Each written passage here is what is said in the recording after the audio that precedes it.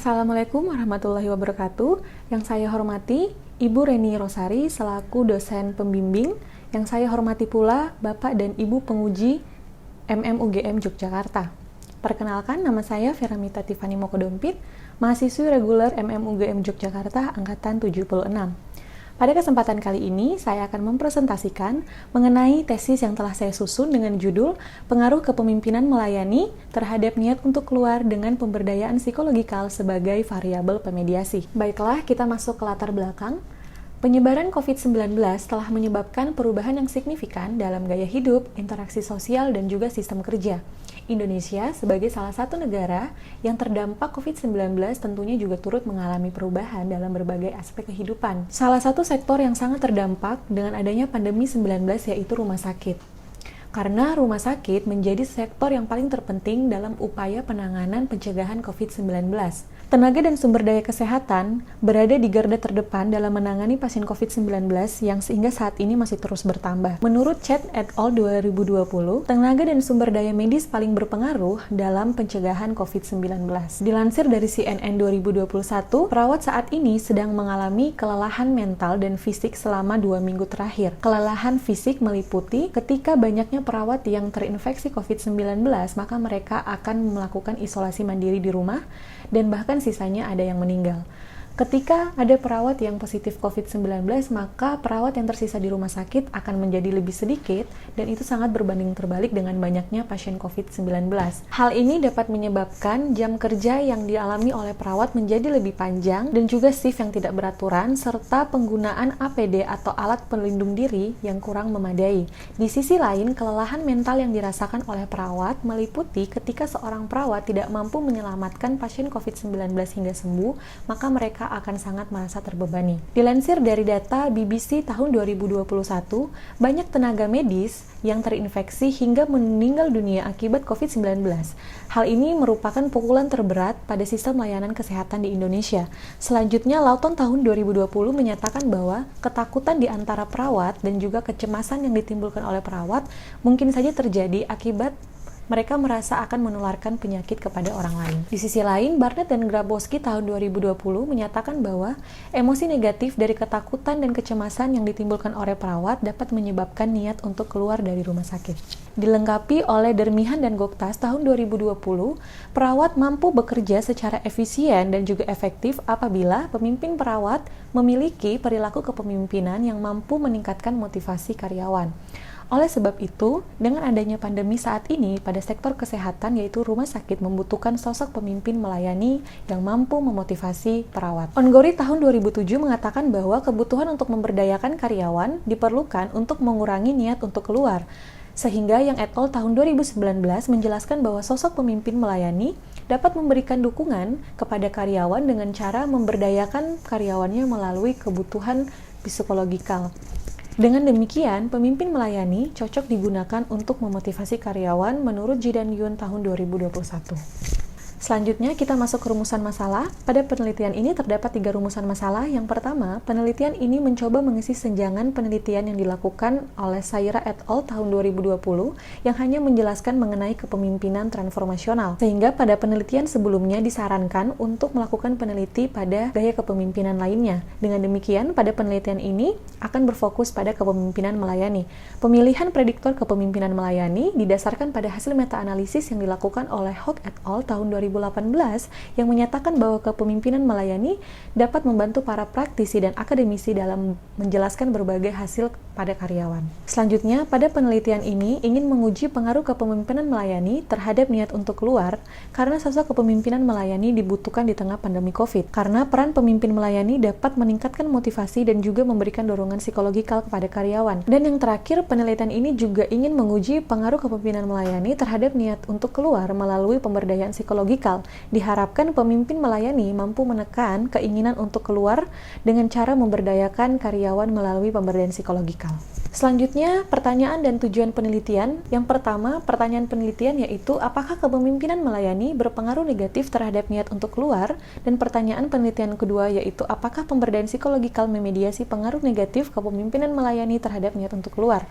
Selanjutnya, tujuan penelitian yang pertama yaitu untuk menguji pengaruh negatif kepemimpinan melayani terhadap niat niat untuk keluar, dan yang kedua untuk menguji mediasi pemberdayaan psikologikal pada pengaruh negatif kepemimpinan melayani terhadap niat untuk keluar. Selanjutnya kita masuk ke teori dan pengembangan hipotesis. Pada penelitian ini, teori yang digunakan yaitu teori self-determination atau teori determinasi diri. Teori determinasi diri yaitu teori umum mengenai motivasi manusia yang telah diterapkan dalam menyelidiki perilaku manusia di berbagai domain seperti kesehatan, pendidikan, olahraga, dan juga organisasi, seperti yang disampaikan oleh Van Steenkiste et al. 2010. Selanjutnya, Deci dan Ryan 2002, serta Deci dan Ryan 2012 menyatakan bahwa SDT menempatkan 3 kebutuhan psikologikal dasar yang meliputi otonomi, kompetensi, dan keterikatan. Selanjutnya, Greenleaf tahun 1970 menjelaskan bahwa kepemimpinan melayani adalah kepemimpinan yang terlebih dahulu melayani pengikutnya sebelum membuat pilihan secara sadar untuk memimpin. Selanjutnya, yaitu teori pemberdayaan psikologikal yang disampaikan oleh Spitzer tahun 1995 yang menyatakan bahwa pemberdayaan psikologikal adalah persepsi individual mengenai pekerjaan sebagai sesuatu yang berarti, kemampuan untuk melakukan pekerjaan dengan baik, dan juga dampaknya terhadap lingkungan kerja. Pemberdayaan psikologikal memiliki 4 dimensi, yaitu yang terdiri dari makna, kompetensi, determinasi diri, dan juga dampak. Niat untuk keluar merupakan niat individu untuk meninggalkan organisasi karena merasa tidak puas dengan pekerjaannya, seperti yang disampaikan oleh Iqbal tahun 2010. Arya Budi Pongs dan Khan 2017 melengkapi bahwa niat untuk keluar mengacu pada niat individu untuk meninggalkan organisasi. Selanjutnya kita masuk ke pengembangan hipotesis. Perilaku kepemimpinan dianggap sebagai faktor penting yang memiliki dampak langsung maupun tidak langsung terhadap niat karyawan untuk keluar dari organisasi dan akan memengaruhi komitmen organisasi, menurut Serafi et al. Tahun 2010. Selanjutnya, Olesia et al. Tahun 2013 menyampaikan bahwa kunci keberhasilan yang akan memengaruhi keputusan karyawan untuk tetap berada atau meninggalkan organisasi adalah bergantung pada gaya kepemimpinannya. Dan yang terakhir, Jaramillo et al. 2019 menjelaskan bahwa pemimpin melayani sering dikaitkan dengan niat untuk keluar yang menurun pada karyawan. Sehingga terbentuklah hipotesis 1, kepemimpinan melayani berpengaruh negatif terhadap niat untuk keluar. Selanjutnya, pengembangan hipotesis 2 menyatakan bahwa sosok pemimpin melayani dapat memberikan dukungan kepada karyawan dengan cara memberdayakan karyawan melalui pembunuhan psikologikal karyawan, menurut yang et al. Tahun 2019. Selanjutnya, Kobeck et al. Dan juga Sinha et al. Tahun 2016 menjelaskan bahwa karyawan yang diberdayakan secara psikologikal menunjukkan penurunan niat untuk keluar yang signifikan. Perasaan yang diberdayakan sering dikaitkan dengan penurunan niat untuk meninggalkan organisasi seperti yang disampaikan oleh Bala Kristan et al. Tahun 2013. Sehingga kebutuhan untuk memberdayakan karyawan diperlukan untuk mengurangi niat untuk keluar yang disampaikan oleh Ongori tahun 2007. Dengan demikian, perumusan hipotesis 2 adalah pemberdayaan psikologikal memediasi pengaruh negatif kepemimpinan melayani terhadap niat untuk keluar. Selanjutnya yaitu model penelitian yang terdiri dari 2 hipotesis dan juga dipayungi oleh teori determinasi diri atau self-determination teori dalam menjelaskan antar variabel. Selanjutnya kita memasuki metode penelitian. Desain penelitian yang digunakan pada penelitian ini yaitu kuantitatif dengan jenis cross-seksional. Adapun populasi yang meliputi seluruh perawat yang bekerja di rumah sakit umum dan juga rumah sakit swasta yang ada di seluruh Indonesia. Sampel pada penelitian ini yaitu perawat di rumah sakit umum dan juga rumah sakit swasta seluruh Indonesia dengan masa kerja minimal 1 tahun dan ditetapkan sebanyak 100 sampel, yaitu dengan mengikuti syarat dari Hare et al. Yang menyatakan bahwa konstruk kurang dari 5 atau sama dengan 5 dengan lebih dari 3 indikator per masing-masing konstruk minimal 100 responden.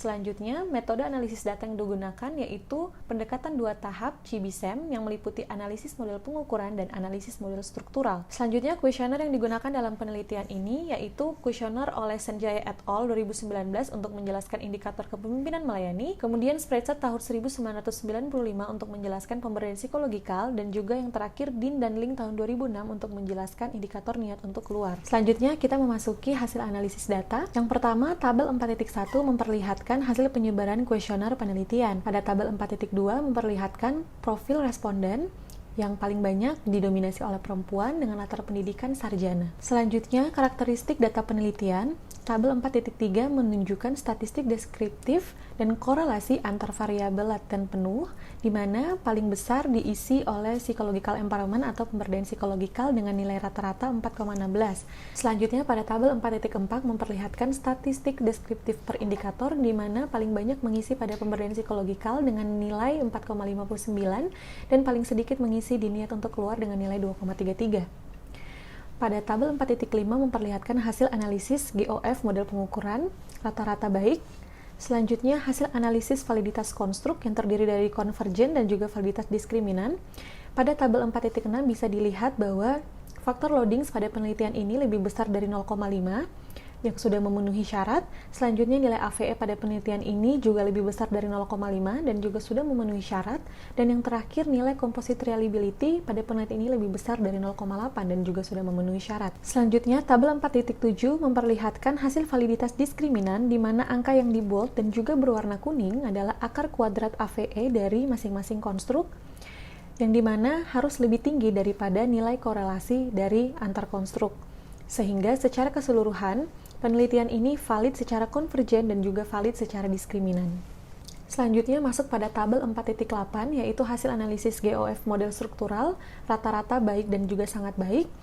Kemudian gambar 4.1 menunjukkan hasil analisis jalur, di mana ditemukan bahwa tidak ada pengaruh negatif langsung pada kepemimpinan melayani terhadap niat untuk keluar dan juga tidak signifikan dengan nilai beta 0,053 dan p-value lebih besar dari 0,05 sehingga kesimpulannya H1 tidak terdukung. Selanjutnya pada gambar 4.2 menguji pengaruh langsung dengan menggunakan metode Baron dan Kenny menunjukkan bahwa terdapat pengaruh negatif langsung dan signifikan dari variabel independen terhadap variabel dependen. Namun ketika dimasukkan variabel ketiga yaitu variabel mediasi pada gambar 4.3 yang tadinya awalnya signifikan ternyata menjadi tidak signifikan. Artinya adanya efek mediasi penuh dari pemberdayaan psikologikal pada pengaruh kepemimpinan melayani terhadap niat untuk keluar. Selanjutnya pada tabel 4.9 bisa dilihat bahwa kepemimpinan melayani memiliki pengaruh terhadap pemberdayaan psikologikal dengan nilai beta 0,697 pada tingkat signifikan bintang 3. Selanjutnya, kepemimpinan melayani tidak memiliki pengaruh terhadap niat untuk keluar dengan nilai beta 0,053 dan tingkat signifikan. Dan yang terakhir, pemberdayaan psikologikal memiliki pengaruh terhadap niat untuk keluar dengan nilai beta minus 0,731 pada tingkat signifikan bintang 3. Dan yang terakhir, variabel kontrol yang berhubungan hanya lama bekerja dengan pemimpin dengan nilai 0,288 dan juga signifikan. Pada tabel 4.10, hasil menunjukkan bahwa pemberdayaan psikologikal secara statistik memediasi pengaruh kepemimpinan melayani terhadap niat untuk keluar sehingga H2 terdukung.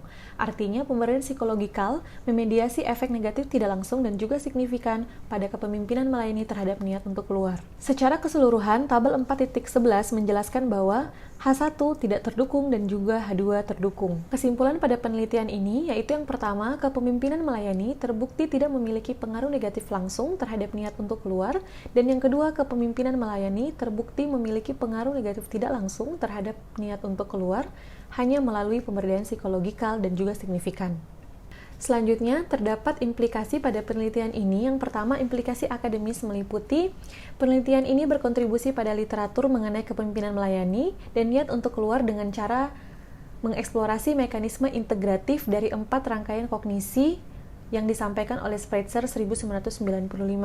Yang kedua, penelitian ini mengkonfirmasi hasil meta-analisis yang dilakukan oleh Hock et al. 2018 dengan menguji berbagai variasi mengenai gaya kepemimpinan sebagai prediktor. Yang ketiga, penelitian ini memperluas pemahaman mengenai kebutuhan psikologikal dalam SDT melalui 4 rangkaian kognitif yang dapat diwujudkan melalui pemberdayaan psikologikal. Selanjutnya, implikasi praktis, yaitu yang pertama, rumah sakit dapat mendorong para pemimpin untuk mengidentifikasi dan juga mengembangkan keterampilan serta kekuatan karyawan, pada saat yang sama juga memberdayakan mereka secara psikologikal. Yang kedua, pemimpin di rumah sakit dapat memotivasi karyawan mereka untuk bertanggung jawab atas tugas mereka di semua tingkat organisasi. Yang ketiga, pemimpin pada manajemen puncak dapat mendengarkan dan menghargai pengikutnya, menunjukkan sikap empati dan juga mengedepankan kemampuan persuasi dalam pengambilan keputusan di rumah sakit. Dan yang terakhir, para pemimpin perlu mengutamakan kepentingan bawahannya dan memenuhi kebutuhan mereka, serta mampu menjadi pendengar yang baik dan membantu orang lain dalam mencapai masa depan individu dan juga organisasi dalam pemetaan persuasif. Sehingga yang terakhir, keterbatasan dan saran pada penelitian ini. Yang pertama, penelitian ini hanya terbatas pada sektor kesehatan sehingga kedepannya bisa dilakukan pada sektor lainnya agar dapat memperluas temuan. Yang kedua, penelitian ini hanya berfokus internal pada level individu. Diharapkan penelitian selanjutnya bisa menggunakan pendekatan multi-level untuk mengetahui pengaruh kepemimpinan melayani terhadap hasil di dalam level tim. Yang ketiga, penelitian ini menggunakan data cross-seksional sehingga disarankan penelitian selanjutnya bisa menguji kembali kausalitas antar variabel dalam desain penelitian longitudinal. Sekian paparan saya mengenai tesis yang telah saya susun. Kurang dan lebih saya mohon maaf. Assalamualaikum warahmatullahi wabarakatuh.